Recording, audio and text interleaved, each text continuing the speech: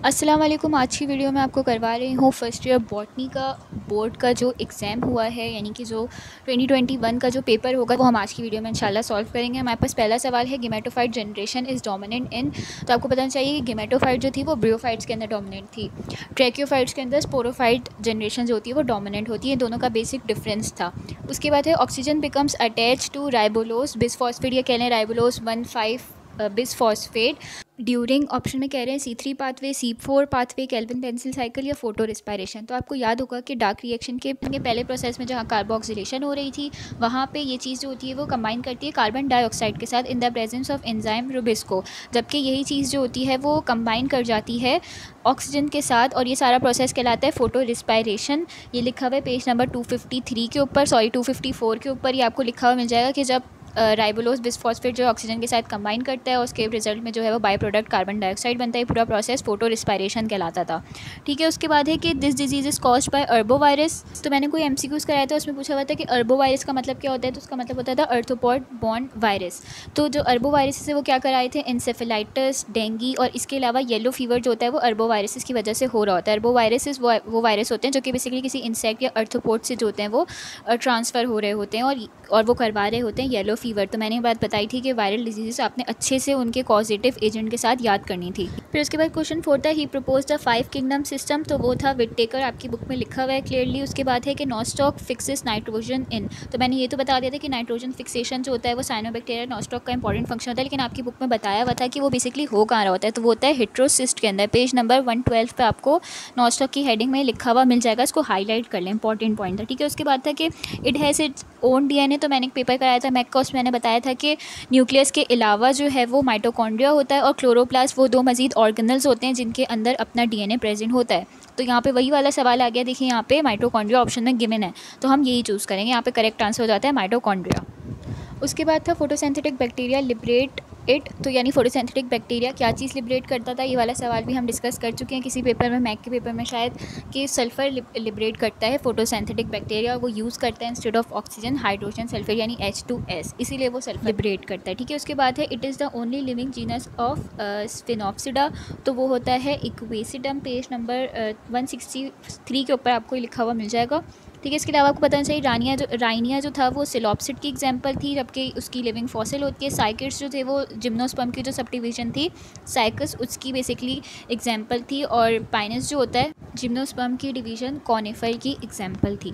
उसके बाद है it is the self digestion process. तो ये होता है ऑटोफेजी। फेगोसाइटोसिस के अंदर जो होते हैं सॉलिड पार्टिकल को इंजेस्ट किया जाता है, पिनोसाइटोसिस के अंदर लिक्विड पार्टिकल्स को इंजेस्ट किया जाता है, और हिट्रोफेजी मतलब डिफरेंट तरह की जो इंजेक्शन होती है उसको कहते हैं, इसका मतलब सेल्फ डाइजेशन नहीं है। तो ऑटो का हमेशा मतलब होता है सेल्फ। ठीक है, ऑटो ट्यून्ड या कोई भी चीज़ जो ऑटो होती है वो बेसिकली सेल्फ को इंडिकेट कर रही होती है। तो ऑटो डाइजेशन भी ऑटोफेजी हो जाती है। उसके बाद है कि दिस ट्रांसपोर्टेशन रिक्वायर्ड एनर्जी। तो आपको अच्छे से याद होना चाहिए था कि एक्टिव ट्रांसपोर्ट के अंदर सिर्फ एनर्जी चाहिए होती है, इसके अलावा पैसिव भी नहीं चाहिए होती। डिफ्यूजन तो सिंपली किसी भी चीज़ का जो है वो मूवमेंट होती है, और फेगोसाइटोसिस में भी कोई एनर्जी नहीं चाहिए होती।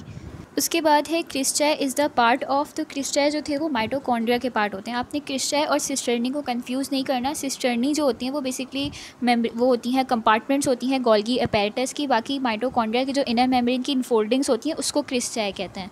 ठीक है, तो इन दोनों में अक्सर कन्फ्यूजन हो जाती है, इसको कंफ्यूज नहीं करना है। यहाँ पे आंसर माइटोकॉन्ड्रिया ही है। उसके बाद है measles and mumps in humans are caused bye.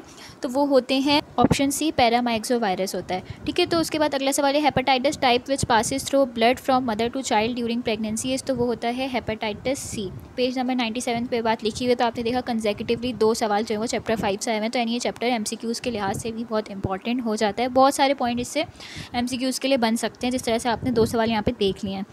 उसके बाद है extremely thin appendage helping during conjugation इन बैक्टीरिया इस। तो ये वाला सवाल भी किसी कॉम्प्रिहेंसिव पेपर से रिपीट हुआ है, करवाया हुआ था, बताया था कि पिलाए होते हैं, उसकी डेफिनेशन लिखी हुई है बैक्टीरिया वाले चैप्टर में। उसके बाद है bacteria growth will be faster during this stage. तो ये वाला सवाल भी मैंने आपको कराया था, बताया भी था, याद करने का तरीका किस तरह से याद करना है, लैग और लॉग के डिफरेंस को कि कौन सी स्टेज में क्या होता है। तो यहाँ पे आंसर हो जाएगा लॉग फेज। शायद मैक के पेपर में आया हुआ था, तो वहीं मैंने आपको ये चीज़ एक्सप्लेन की थी।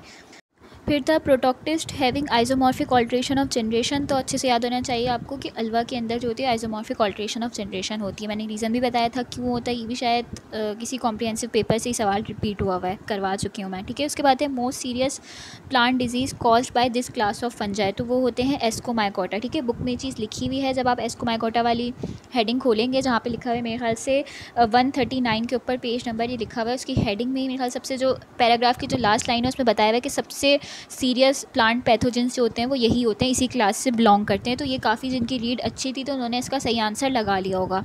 उसके बाद stigma is the part of, तो सबको पता है कि कार्पल का पार्ट होता है।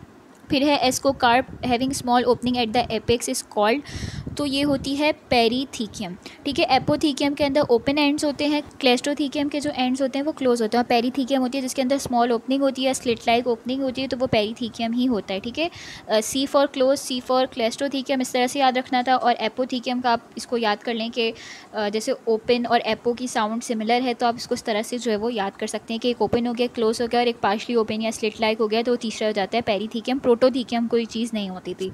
उसके बाद है process which converts pyruvate into 3 molecule of carbon dioxide is called, तो ये होता है क्रेब्स साइकिल। आपकी बुक में लिखा है पेज नंबर 265 के ऊपर क्रेब्स साइकिल के बारे में बताया हुआ है कि इसके अंदर 3 मॉलिक्यूल ऑफ कार्बन जो होते हैं कार्बन डाइऑक्साइड के अंदर कन्वर्ट हो रहे होते हैं, और 5 पेयर ऑफ हाइड्रोजन जो होते हैं वो रिड्यूस हो रहे होते हैं। तो ये आपको याद रखना था, क्रेब्स साइकिल के अंदर होता है। उसके बाद है the basic unit of biological classification is, आसान था, स्पीशीज़ होती है वाली बात भी बुक में लिखी हुई है, लाइन है उसकी। उसके बाद है during aerobic respiration complete oxidation of 1 glucose molecule produces this many ATPs, तो मैंने आपको ये वाली चीज़ अच्छे से याद करवाई थी, बताई थी कि 36 ATPs होती है नेट गेन। अगर टोटल गेन की बात करें तो वो 38 होते हैं। तो यहाँ पे 34 वाला ऑप्शन, 42, 30 सारे रॉन्ग थे, सिर्फ और सिर्फ 38 वाला आंसर करेक्ट है, जो कि टोटल ATPs होते हैं।